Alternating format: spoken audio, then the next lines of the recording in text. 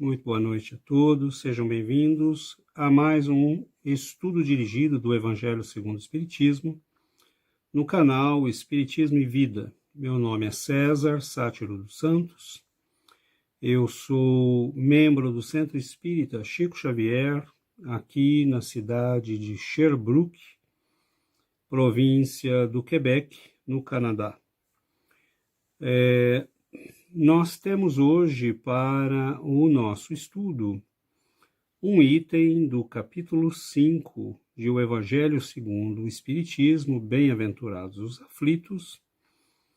É um capítulo extraordinário, né, que provavelmente é o coração, podemos dizer assim, do Evangelho segundo o Espiritismo. É realmente um capítulo que nos apresenta, né, a percepção e as explicações para uma das afirmativas de Jesus, provavelmente uma das menos compreendidas, né, ao longo dos séculos. Por que são bem-aventurados os aflitos? E Allan Kardec e os espíritos superiores nos explicam isso de uma maneira muito convincente. E uma das explicações é que nós temos muitas vidas, né? Nós sabemos disso como espíritas. A reencarnação é uma dessas chaves que nos permitem entender, interpretar, compreender os ensinamentos do Evangelho. Contudo, muitos dos nossos amigos que não são reencarnacionistas ou que não têm o mesmo ponto de vista do Espiritismo vão apresentar uma crítica dizendo, bom, mas se nós reencarnamos e já vivemos outras vidas e é isso que explica em grande parte os nossos sofrimentos, as nossas provações, as nossas expiações, por que finalmente nós não nos lembramos? Então, respondendo a isto, no capítulo 5, item 11, né, no item esquecimento do passado, Allan Kardec vai responder exatamente a estes nossos amigos, né? Para dizer que, bom, o esquecimento do passado não é, na verdade, um obstáculo para a nossa evolução. É algo essencial, na verdade, para o nosso progresso espiritual. Por exemplo, diz Allan Kardec, né, nesse texto, com efeito, a lembrança traria gravíssimos inconvenientes. Poderia, em certos casos, humilhar-nos singularmente, ou então exaltar-nos o orgulho e assim entravar o nosso livre-arbítrio. Façamos um exercício de mudança de mundo, né? Mudança de situação. Imaginemos que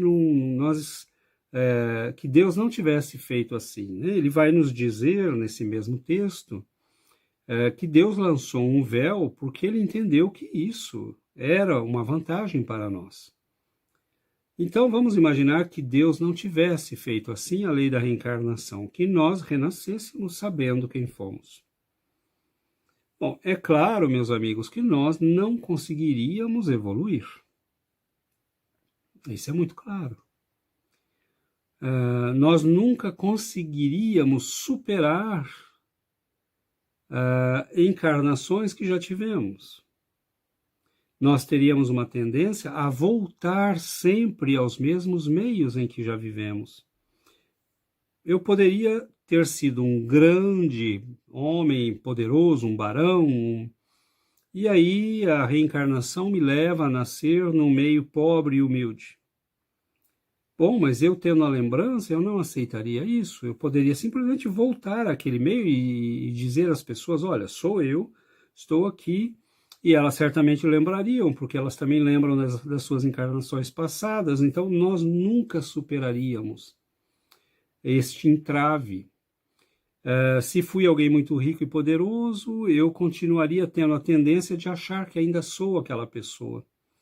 E o que acontece é que em cada nova encarnação nós temos um recomeço. O esquecimento é maravilhoso porque ele permite um recomeço. É como escrever um novo livro. Cada encarnação é um novo livro. Ou algumas páginas, né, de um livro que estamos escrevendo há muitos milênios. É um novo período. Você tem a possibilidade de aprender o que não aprendeu, de construir novas relações. Normalmente nós vamos nascer com pessoas com quem já vivemos, com quem estabelecemos ligações de simpatia, relações de fraternidade, de amizade, mas também podemos nascer com aqueles com os quais estabelecemos relações difíceis. Então, nós todos perdemos esta memória, ao menos temporariamente. Seria muito complexo, muito difícil nascer no meio, por exemplo, e sabendo que nós fomos alguém muito ruim, que fizemos muito mal às pessoas. Aquilo seria uma grande humilhação para nós. Como superar isto? Como mudar? Como reconstruir? Como construir uma nova história? Então, Deus, para facilitar o processo, nos permite nascer tendo, né, uma perda temporária. Isso é importante que nós saibamos. Nós não temos uma perda absoluta, como Allan Kardec vai explicar nesse mesmo texto. Por exemplo, nos momentos de liberdade, no período de sono, ou, né, em alguns momentos em que estamos em oração, em reuniões mediúnicas, em meditação, nós podemos ter vislumbres das nossas vidas passadas. E muitas vezes, alguns de nós podemos ter muito claro, né? Embora basta, como nos ensinam os espíritos, analisarmos as nossas tendências, analisarmos o que nos atrai, o que nos afasta, do que gostamos, do que não gostamos, os tipos de profissão, de pessoa que nos são mais afins. Então, analisando tudo isso, nós temos uma certa ideia do que trazemos conosco. Mas, nascendo, nós temos a suspensão temporária desta memória, que vai ficar guardada, né, nas profundezas do nosso perispírito, do nosso inconsciente, se podemos dizer assim, que é um inconsciente, na verdade, que não tem nada a ver aí com esse inconsciente da psicologia, podemos até dizer assim, porque é uma memória acessível. Simplesmente ela não está acessível no período em que nós estamos acordados em vigília na vida atual. Então, é uma memória perfeitamente acessível, e nós sabemos que, né, com as regressões por hipnose, por exemplo, nós podemos ter uma parte de acesso a essa memória, e por outros meios também. Mas o que interessa Allan Kardec nos explicar? Que isto foi feito assim justamente para que nós não tenhamos acesso. Por isso essa curiosidade que muitas vezes nós temos de querer saber quem fomos, tudo isso revela um pouco a nossa vaidade, né, de termos essa ilusão de, eu fui alguém importante, eu fiz algo de importante, eu fui alguém de poderoso, eu conheci personagens importantes. Tudo isso é mais, na verdade, reflexo da nossa vaidade, do nosso orgulho. A coisa mais bonita que existe na reencarnação é justamente essa opção, essa possibilidade de começar de novo. É um recomeço, é uma nova vida, é uma nova história. E nós vamos ter exatamente aquilo que precisamos, né? Diz o Evangelho, para nos melhorarmos, deu-nos Deus precisamente o de que necessitamos. A voz da consciência e as tendências instintivas. A voz da consciência é onde está escrita a lei de Deus. Nós trazemos em nós a lei de Deus. E se nós pararmos para pensar nisso, isso é extremamente importante, meus amigos. Façamos uma reflexão só sobre esta frase do Evangelho segundo o Espiritismo.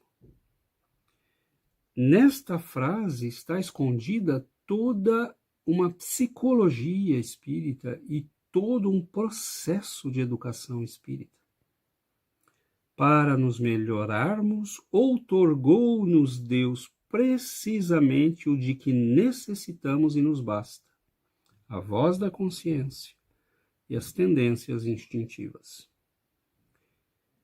Se pararmos para pensar só na questão da voz da consciência, nós vamos ver que toda a nossa educação está equivocada. Nós incentivamos as pessoas a aprenderem coisas, mas raramente fazemos no processo educativo, mesmo nos lares, essa retomada da voz da consciência. Isto mudaria completamente a nossa educação. Nós deveríamos ter um período de formação, principalmente nesses primeiros anos da vida do reencarnado, que o levasse a refletir seriamente sobre os valores, sobre os ensinamentos do Evangelho, por isto, a importância do culto do Evangelho no lar, das evangelizações em mocidades espíritas, equilibradas, bem dirigidas, bem formadas, de maneira que nós pudéssemos alimentar na alma da pessoa que está ali, do espírito que está ali, a possibilidade de já começar a tomar consciência e fazer atenção, prestar atenção a estes elementos que devem guiá-la ao longo da vida. Ouça sua consciência. E a sua consciência deve dizer aquilo que diz o Evangelho, porque não pode ser diferente. Por isso o Evangelho existe. Por isto a importância do culto do Evangelho no lar. Por isto a importância desse estudo que estamos fazendo aqui. É para lembrarmos a nós mesmos que temos estas informações já embutidas em nós. Não fazemos nada mais do que trazê-las das profundezas para a superfície. Então, esta simples frase, é realmente uma pequena frase, ela já nos conta toda uma história de como deveríamos rever nossos valores, nossa educação, aquilo que é prioritário na nossa vida, na formação dos nossos filhos e dos nossos jovens. Ao nascer, traz o homem consigo o que adquiriu. Nasce qual se fez. Em cada existência tem um novo ponto de partida. Isto é maravilhoso. Ao nascermos, nós não trazemos mais nossos títulos do passado, nossa história de família, nossas condecorações, nossos crimes, nossos erros. Ao nascer, nós não trazemos nada daquilo que fez parte de uma história, mas aquilo que fez parte da constituição da nossa personalidade. Trazemos os erros, os crimes, o que aprendemos, incorporados na nossa personalidade, nas nossas tendências. E nós somos chamados a fazer escolhas, a tomar novas posturas. Mas nós nascemos qual nos fizemos. E isso é extraordinário. Nós deixamos tudo, títulos, história, os brasões de família ou a miséria em que vivemos. O que nós aprendemos nessas situações? O que se incorporou em nós e o que não se incorporou em nós? O que foi que estas vidas que vivemos, como elas nos formaram? Então, quando nós nascemos, Desde pequeninos, nós começamos a manifestar tendências que estão mostrando para nós mesmos e para os outros, principalmente para pais e educadores, quem é aquele espírito, o que ele traz em si. E nós devemos prestar atenção nisto para poder ajudá-lo, para poder guiá-lo, para poder ampará-lo no seu crescimento, né, de mais uma encarnação. Então isso é muito bonito, porque nós vemos que todo o trabalho feito numa encarnação, todo o trabalho realmente feito, aquele que nós fazemos para incorporar elementos na nossa personalidade, estes permanecerão conosco. Eu posso estar numa situação A, B ou C nesta encarnação, e já estive em outras, mas o que a providência divina realmente espera de nós é exatamente isso, que nós percebamos que as situações são meros contextos, nos quais o importante é o que nós aprendemos, é o que nós incorporamos. Então, quando nós trabalhamos para desenvolver uma virtude, um talento, uma capacidade, aquilo se incorpora no espírito, porque é uma competência adquirida. Por isto, nós não devemos desistir. O processo de melhoria pessoal deve ser o foco da nossa vida. Então, nós começamos a aprender algo e temos dificuldade. Mas é ali que nós devemos insistir. Porque o esforço que fazemos para adquirir aquela nova competência, né, vai abrir fronteiras na nossa alma, no nosso cérebro e no nosso perispírito, que vai incorporar aquelas aquisições. E na próxima encarnação, aquele perispírito que foi mudado pelo esforço, vai impregnar e dirigir a formação do novo corpo, de maneira que você já nasça com certas facilidades. E aí as pessoas vão dizer: ele tem um cérebro privilegiado, ele tem uma biologia privilegiada. Não existe isso, né? Há pessoas inteligentíssimas que têm filhos com deficiências e dificuldades de aprendizagem. E há pessoas extremamente simples que não frequentaram a escola e que têm gênios dentro de casa. Então, é um parente do passado, né? Aí a biologia vem com são as explicações que nada explicam, né? E nós veremos que isto, na verdade, é muito simples para o Espiritismo. Conquista realizada, esforço feito, conquista realizada, conquista incorporada. O esforço que você fez para adquirir aquela virtude se incorpora em você, se incorpora na sua estrutura espiritual, em quem você é. É como aprender a ler ou aprender matemática. Você pode ter dificuldades, mas à medida que você vai fazendo esforços, vai ficando mais fácil. E chega um momento que aquilo é uma coisa muito simples e automática. Você não precisa mais pensar, porque aquilo se incorporou. Então, cada vez que nós nascemos, isso é muito interessante. Porque nós nascemos com aquilo que realmente se incorporou na nossa estrutura espiritual. Então, todos os faz de conta, todas as manias, né, de fazer para que os outros pensem, nós vivemos fazendo isto na nossa vida. Às vezes somos educados e damos a impressão de ser virtuosos. E muitas vezes, em certos momentos, revelamos quem realmente somos. E muitas vezes algumas poucas pessoas, como a família, por exemplo, sabem né, que aquele sujeito só parece. Mas todo mundo acha, né, maravilhoso, é tão bacana, é uma pessoa tão simpática. E aí você comenta com alguém da família, né, a pessoa faz aquela cara, pois é, né, pois é.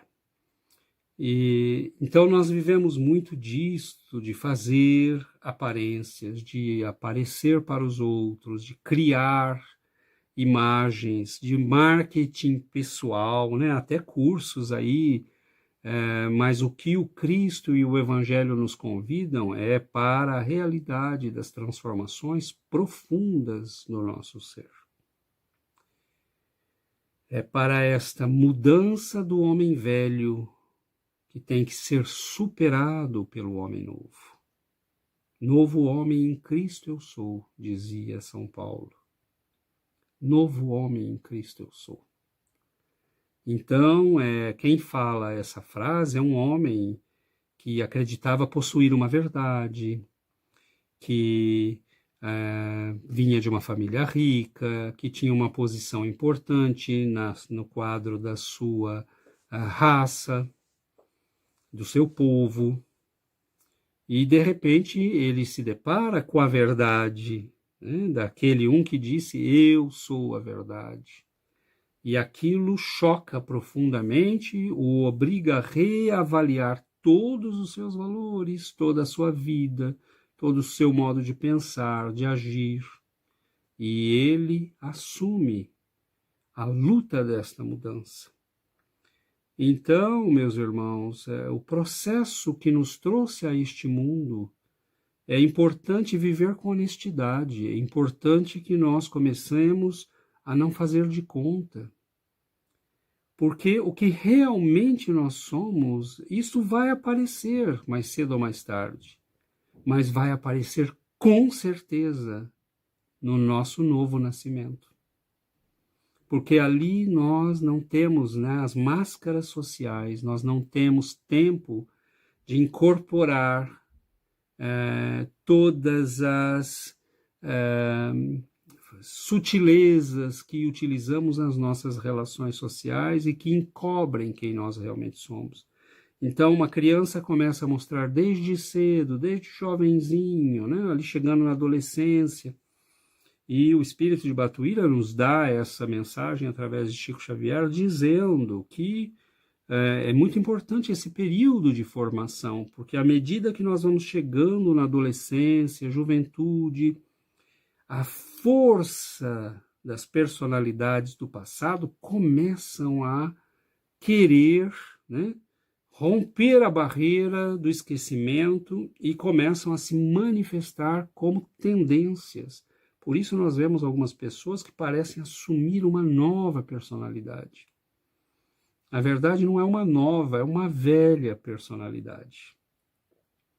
É quando a força das nossas tendências, do nosso psiquismo, de quem nós fomos no passado, começa a vir à tona. E é aí que nós temos que tomar muito cuidado, porque nós esquecemos o passado. Mas a energia do passado está em nós. As forças do passado estão em nós.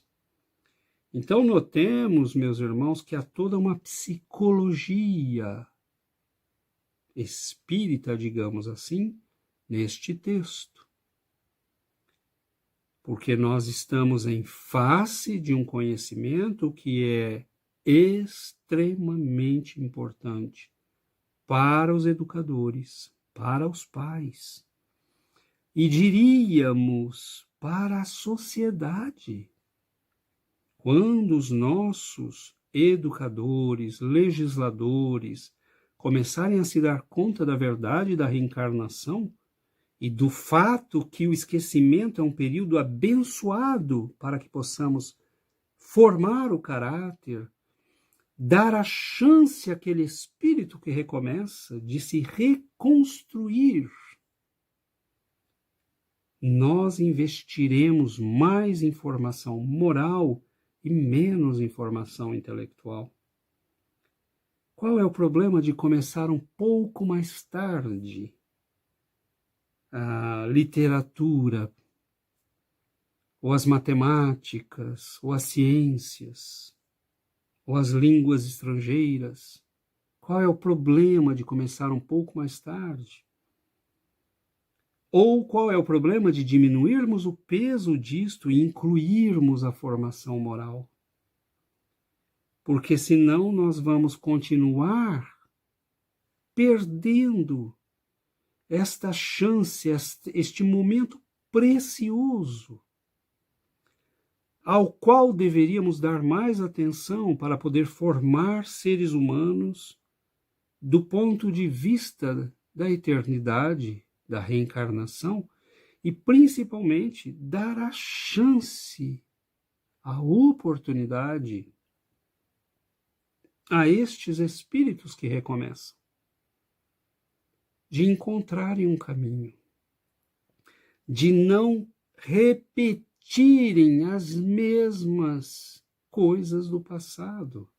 Porque se nós não aproveitamos este período de esquecimento e de maleabilidade do espírito para incutir valores, noções evangélicas, ideias e ferramentas que vão lhe servir ao longo da sua nova vida, se nós perdemos este momento, a velha personalidade do passado, com a sua força, com as suas tendências, vai se manifestando. O que é a reforma íntima para todos nós? É a confrontação entre a nova criatura que chegou a este mundo, que pensa que vem vazia, que não tem uma história, mas que aos poucos começa a se ver confrontada com tendências, com paixões, com apegos, com tentações. E aquilo tudo nos mostra o quê? Nos mostra quem somos. Se eu sou tentado na área do dinheiro, mostra que provavelmente foi esta área na qual eu falhei. E assim sucessivamente. Então o passado se apagou, entre aspas. O passado das tendências não se apagou. E é por isso que não basta só falarmos, o passado nós o esquecemos. Não, nós o esquecemos no período de vigília, temos muitas vezes acesso a ele no período de sono ou nos períodos de desprendimento, pela oração, pela reunião mediúnica, etc. Mas no nosso espírito está a informação. Nós sabemos que estamos vivendo aquela vida porque temos razões para vivê-la. Que estamos, às vezes, atravessando sofrimentos que precisamos atravessar. Não sabemos conscientemente, mas lá no fundinho de nós sabemos.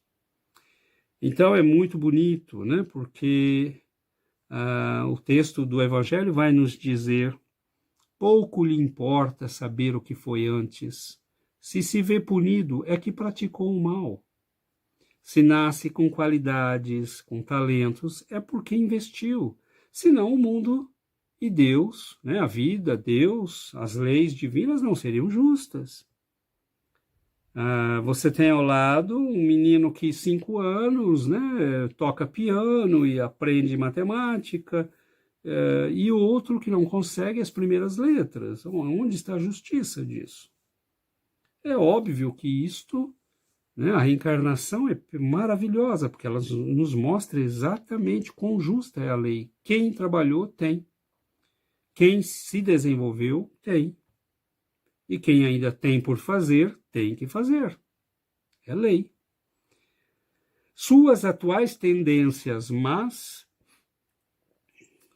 indicam o que lhe resta a corrigir em si próprio. E é nisso que deve concentrar-se toda a sua atenção. Então, se nós começamos a perceber em nós essas tendências negativas, é ali que nós devemos trabalhar. E o que Allan Kardec está nos dizendo? Não importa quem nós fomos. O que importa é o que nós realmente somos. Não quem fomos como uma personalidade A, B ou C do passado. O que importa é o que realmente somos agora, o que realmente se incorporou, o que nós realmente construímos e que se incorporou em nós. Então é isto que interessa, porque se eu vejo em mim boas tendências ou más tendências, talentos ou dificuldades, tudo isso mostra quem eu sou, mostra o que eu ainda preciso desenvolver e mostra o que já foi desenvolvido. E isso é muito bom também. Todos nós temos algumas facilidades, coisas que não são mais fáceis, e temos as nossas dificuldades. E no aspecto moral, todos nós temos a necessidade imperiosa de desenvolvermos, o nosso íntimo segundo as leis do Evangelho, segundo as leis de nosso Pai. Diz ainda o texto: porquanto daquilo que se haja corrigido completamente, nenhum traço mais conservará. É muito bonito, é muito justo e é muito preciso. Quando nós adquirimos algo e eliminamos aquele problema, ou adquirimos uma competência nova, aquilo é nosso. Se eliminamos os nossos erros do passado, ou uma parte deles, aquilo que foi eliminado, nós superamos. E a cada encarnação, o ser que nasce é convidado a um balanço. O que é que foi que realmente se impregnou em você? Por isto que nós vemos pessoas que vão uma vida toda na igreja ou no centro espírita. E muitas vezes vão chegar no plano espiritual em condições de necessidade e vão reencarnar em condições de necessidade, mostrando tendências de profundo egoísmo, de mágoa, de rancor, de vaidade, de orgulho, porque nós ainda não passamos na lição. Então a vida é uma imensa escola na qual nós temos que trabalhar muito. E quanto mais honestos nós formos, mais sinceros diante de nós mesmos, diante dos nossos semelhantes e, sobretudo, diante de Deus, melhor para nós. Por quê? Porque a verdade deve ser assumida desde agora. Se eu não conhecer a verdade, conhecereis a verdade, e a verdade vos salvará. A verdade de quem eu sou, a verdade de quem eu devo me tornar. Se eu não conheço isto, eu não tenho como avançar. Se eu faço aparência, vou ao centro, tenho aquele jeitinho compungido, mas interiormente eu estou ali julgando os outros, olhando a vida de quem está do meu lado, julgando as pessoas, fazendo comentários descaridosos. Eu estou vivendo de aparências.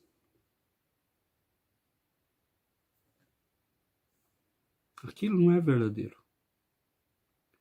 Então a doutrina espírita está nos mostrando que nenhum de nós pode se esconder. Nós sabemos perfeitamente disto, que o nosso perispírito mostra para os espíritos que nos veem, os espíritos desencarnados, aquilo que realmente somos. Por isso, pessoas belíssimas podem ser verdadeiros monstros, e pessoas que são, muitas vezes, completamente fora dos padrões de beleza, são, na verdade, verdadeiros anjos. Você pode ter uma pessoa muito feia e ser um monstro interior. Você pode ter uma pessoa muito bonita e ser um anjo interior. Mas é para dizer que nós não devemos nos fiar nas aparências, mas na verdade de quem realmente somos. Viver a vida de aparências, viver a vida de faz de conta, viver a vida de marketing pessoal, isso é uma grande ilusão. O único marketing pessoal que vale para nós cristãos é a autenticidade. É, diante de Deus, ser como aquele publicano, né, que vai orar e diz: Senhor, eu não sou nada mais do que um pecador. Tem piedade de mim. Tem compaixão de mim. Tem misericórdia de mim. Porque eu sei quem eu sou. Eu sei o que eu preciso. Eu sei o quanto eu tenho que trabalhar para reestruturar essa criatura que eu sou, naquilo que eu devo ser. Então é muito bonito, né, essa mensagem do esquecimento do passado. As reflexões que estão dentro desta mensagem é realmente algo extraordinário. Nós espíritas nos acostumamos a ler estes textos e ficar na superfície, por isso a importância de estudarmos. Há dentro de um texto como este, como já mostramos, toda uma estrutura da psicologia espírita. Indicações preciosas de como educar nossas crianças, de como orientar nossos jovens e de como lidarmos conosco mesmos, nós adultos. Porque as personalidades do nosso passado, a energia destas personalidades acumuladas na forma de vaidade, orgulho, egoísmo, se manifestam em nós. E é este o combate da reforma íntima, mas graças a Deus nós esquecemos. Porque nós temos que lidar com as energias dessas personalidades. Mas quem está ao nosso lado não vê mais o barão truculento, o senhor de escravos, né, o ladrão, o assassino, o padre, o santo. Nós não sabemos quem fomos e não importa. É uma beleza poder recomeçar. Não há nada mais bonito que isto. Cada encarnação é um recomeço. Mas nos diz Emmanuel, numa mensagem que se chama Recomeçar, que cada dia, na verdade, é um recomeço. Nós temos todos os dias a oportunidade de reescrever as nossas vidas, as nossas histórias. E é essencial, é fundamental que nós tenhamos esta noção. Não é só pensar que daqui daqui a alguns decênios eu talvez esteja reencarnando e vou recomeçar. Não, nós temos que pegar essa lição do esquecimento do passado e aplicá-la já nesta encarnação. Porque muitos de nós temos um passado que já está muito pesado para nós. E muitas vezes esse passado que não esquecemos nos guia nesta encarnação. Começa a dirigir as nossas vidas. Então nós temos que já nesta encarnação olhar para o nosso próprio passado e muitas vezes ver as coisas erradas, equivocadas que fizemos e sermos capazes de, ainda assim, nos amarmos, nos respeitarmos e superarmos. E vermos as coisas boas, positivas, nobres que fizemos e mantê-las sem vaidades, sem orgulho, sem pretensões. Nós já temos, à medida que envelhecemos, vamos chegando ali, né, pelos 30, 40, 50, nós já temos uma história. Não somos mais aquele jovenzinho que não tinha nada no seu passado, que estava tudo para escrever. Nós já temos uma história. E muitos de nós nos deixamos guiar por este passado que às vezes foi difícil. Então nós vemos pessoas dizendo: eu queria muito aprender música, mas eu tive um professor que foi horrível, ele me destruiu. Não, mas ele te destruiu naquele momento, e agora? Agora você é uma pessoa que pode pensar, reagir, talvez reconstruir. Aquela pessoa me fez muito mal. Sim, ela te fez muito mal, você não tinha condições de se proteger. Mas e agora? Então, muitos de nós estamos vivendo já nesta encarnação com a lembrança e o peso de um passado que nos faz mal. Já pensaram se nós tivéssemos a lembrança de todas as nossas encarnações? Ou da última? Nós não conseguiríamos sair da cama, meus irmãos. Então a lei divina é maravilhosa. E, infelizmente, Deus não pode apagar só a parte ruim, ele tem que apagar tudo, porque senão nós não avançamos, não usamos o livre-arbítrio, não fazemos escolhas. E não fazemos, sobretudo, o balanço de quem realmente somos. O balanço daquilo que realmente adquirimos, verdadeiramente, né? Sem enganações, sem aparências. É o balanço de quem realmente somos, diante de nós mesmos e diante de Deus. Então, meus amigos, eu acredito que há nesta lição elementos preciosos que nós procuramos destacar, mas com certeza há muito mais. À medida que nós nos tornamos mais capazes, que somos capazes de aprofundar as nossas leituras e meditações, novos ângulos vão se apresentando a nós. E isto é muito bonito nos textos do Evangelho segundo o Espiritismo.